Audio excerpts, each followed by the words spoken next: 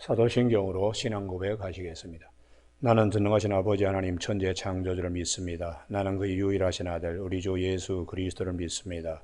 그는 성령으로 잉태되어 동정노 마리아에게서 나시고 본디오 빌라도에게 고난을 받아 십자가에 못 박혀 죽으시고 장사된 지 사흘 만에 죽은 자 가운데서 다시 살아나셨으며 하늘에 오르시어 전능하신 아버지 하나님 우편에 앉아 계시다가 거기로부터 살아있는 자와 죽은 자를 심판하러 오십니다. 나는 성령을 믿으며 거룩한 공교회와 성도의 교제와 죄를 용서받는 것과 몸의 부활과 영생을 믿습니다. 아멘. 오늘 아침에 하나님께서 우리에게 주시는 말씀은 마태복음 2장 13절에서 18절까지 말씀입니다. 제가 봉독하겠습니다.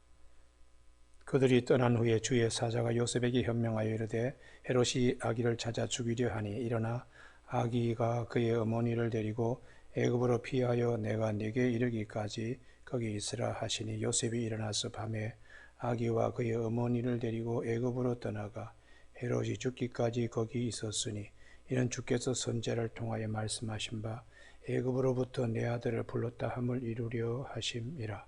이에 헤롯이 박사들에게 속은 줄 알고 심히 노하여 사람을 보내어 베들레헴과 그 모든 지경 안에 있는 산의 아이를 박사들에게 자세히 알아본 그때를 기준하여 2살부터 그 아래로 다 죽이니 이에 선지자 예레미야를 통하여 말씀하신 바 라마에서 슬퍼하며 크게 통곡하는 소리가 들리니 라헬이 그 자식을 위하여 애곡하는 것이라. 그가 자식이 없으므로 위로받기를 거절하였도다 함이 이루어졌느니라. 아멘. 오늘은 성도의 고난과 시련의 의미라는 제목으로 말씀을 나누겠습니다. 오늘 본문 말씀의 요셉의 가정, 동방박사가 와서 황금과 유황과 모략을 아기 예수님께 드리고 경배하게 되었는데 갑자기 생각지도 않는 이러한 어려운 일이 찾아왔습니다. 그것은 아기 예수님을 찾아서 죽이려고 하는 악한 헤롯의 그 계계 때문입니다. 우리가 살면서 이 성 요셉의 가정에 이런 어려움을 겪는 이유는 아기 예수님 때문입니다. 마찬가지로 성도가 이 땅에 살면서 어려움을 겪는 경우가 있습니다. 그래서 예수님께서도 예수님 때문에 당하는 어려움이 있다고 요한복음 15장 19절에서 말씀하십니다. 너희가 세상에 속하였으면 세상이 자기 것을 사랑할 것이나 너희는 세상에 속한 자가 아니요 도리어 내가 너희를 세상에서 택하였기 때문에 세상이 너희를 미워하느니라. 예수님 때문에 겪는 어려움, 예수님 때문에 생각지도 않는 일이 우리에게 생길 수 있습니다. 그것은 악한 세상이 우리를 미워하기 때문이요, 예수님 때문에 우리를 더욱더 힘들게 하는 것입니다. 그럼에도 불구하고 성경은 우리에게 성도의 고난에 대한 유익성을 많이 말씀하고 있습니다. 우선은 이 고난을 통하여 우리 믿음의 시련이 더 단단해질 수 있다는 것을 말씀하고 있습니다. 사도 베드로는 베드로전서 1장 7절에 너희 믿음의 시련 확실함은 불로 연단하게 없어질 금보다 더 귀하다고요. 예수 그리스도에 나타나실 때 영광과 칭찬을 얻게 하려고 하신다고 말씀하고 있습니다. 사도 베드로는 그러므로 베드로전서 4장 12절에 사랑하는 자들아 너희를 연단하려고는 불시험을 이상한 일 당하는 것 같이 여기지 말라고 오히려 너희가 그리스도의 고난에 참여하는 것으로 즐거워하라. 이는 그의 영광을 나타내실 때에 너희로 즐거워하고 기뻐하게 하려 함이라고 말씀합니다. 너희가 그리스도의 이름으로 치욕을 당하면 복이 있으리라. 영광의 영 곧 하나님의 영이 너희 위에 계심이라고요. 그래서 너희 중에 누구든지 살인이나 도적질이나 악행이나 남의 일을 간섭하는 자로 고난을 받지 말려니와 세상의 고난이 아니라 영적인 고난이 있다는 것이죠. 만일 그리스도인으로 고난을 받으면 부끄러워하지 말고 도리어 그 이름을 하나님께 영광을 돌리라. 그 이름으로 하나님께 영광을 돌리는 것으로 우리 마음에 믿음이 더 견고해져야 된다고 말씀합니다. 그리고 예수님의 젖동생 야고보 사도는 야고보서 1장 2절에 내 형제들아 너희가 여러 가지 시험을 당하거든 온전히 기쁘게 여기라. 이는 너희 믿음의 시련이 인내를 만들어내는 줄 알미라고 가르쳐주고 있습니다. 이어서 인내를 온전히 이루라. 이는 너희로 온전하고 구비하여 조금 더 부족함이 없게 하려 함이라. 많은 연단과 시련을 통하여 믿음이 더 견고하게 되고 믿음의 심지가 경고하는 자들을 하나님이 평강에서 평강으로 인도하시는 축복의 역사가 있기 때문입니다. 그래서 우리가 이 고난과 어려움을 겪으면은 기도하라고 야고보 사도는 야고보 5장 13절에 너희 중에 고난당한 자가 있느냐? 그런 기도하라고 말씀합니다. 기도하는 이유는 하나님께서 모든 것을 합력하여 선을 이루게 해 주시기 때문입니다. 우리가 고난에 의미 없는 고난은 없다. 성도들에게. 그리고 반드시 고난 중에는 하나님이 피할 길도 주심을 말씀하고 있습니다. 그래서 오늘 본문의 13절에 주의 사자가 현몽하여 애굽으로 내려가도록 그렇게 피할 길을 미리 말씀하고 있습니다. 사도 바울도 고린도전서 10장 13절에 사람이 감당할 시험 받기는 너희가 당한 것이 없나니 오직 하나님은 미쁘사 너희가 시험 감당하지 못할 시험 당함을 허락하지 아니하시고 시험 당할 즈음에 또한 피할 길을 내사 너희를 능히 감당하게 하시느니라. 그렇게 말씀합니다. 오늘 우리가 살아가는데도 어려움이 있을 때 하나님이 우리에게 말씀하시는 바 애굽으로 피하라 이렇게 말씀하십니다. 우리는 애굽은 성도들에게는 내려가지 말아야 할 땅인데도 구약의 야곱의 자녀들 후손들이 애굽에 먼저 간 요셉이 있는 땅으로 내려가서 거기서 하나님의 때까지 기다렸던 것을 알 수 있습니다.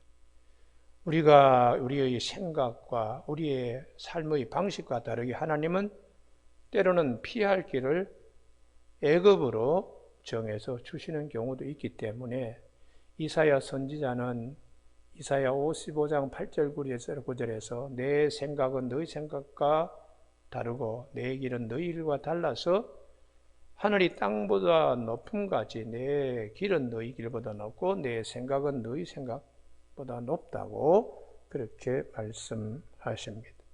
코로나 온역 때문에 우리가 피해야 될 길, 때로는 애굽일 수도 있고 하나님께서 우리가 알지 못하는 땅보다 높은 길 위에 우리를 세울 수도 있습니다. 그렇기 때문에 우리는 하나님께서 로마서 8장 28절에 우리가 알거니와 하나님을 사랑하는 자 그 뜻대로 부르심을 입은 자들에게는 모든 것이 합력하여 선을 이룬다는 믿음을 꼭 가질 수 있는 우리 모두가 되시길 바랍니다. 이제 요셉은 하나님께서 피할 길로 애굽으로 피하라 했는데 14절에 순종했습니다. 요셉이 일어나서 밤에 아기와 그의 어머니를 데리고 애굽으로 떠나가 헤롯이 죽기까지 거기 있었으니 우리가 이 기간 동안에 참고 기다려야 합니다. 그러므로 성도들은 세 번째 기도할 것은 우리가 기다리는 믿음을 가져야 합니다. 왜냐 그러면 하나님은 모든 것이 합력하여 선을 이루시고 전도서 3장 1절에 범사에 기한이 있고 천하만사에 다 때가 있다고 우리가 애굽에 내려가서 요셉의 가족이 그 때가 헤롯이 죽을 때까지 기다리고 있는 것이 하나님의 은혜이라는 것을 성경을 통하여 우리에게 말씀하십니다. 그래서 다윗도 시편 57편 1절에서 하나님이여 내게 은혜를 베푸소서 내게 은혜를 베푸소서 내 영혼이 죽게 피하되 주의 날개 그늘 아래에서 이 재앙이 지나기까지 피하리이다.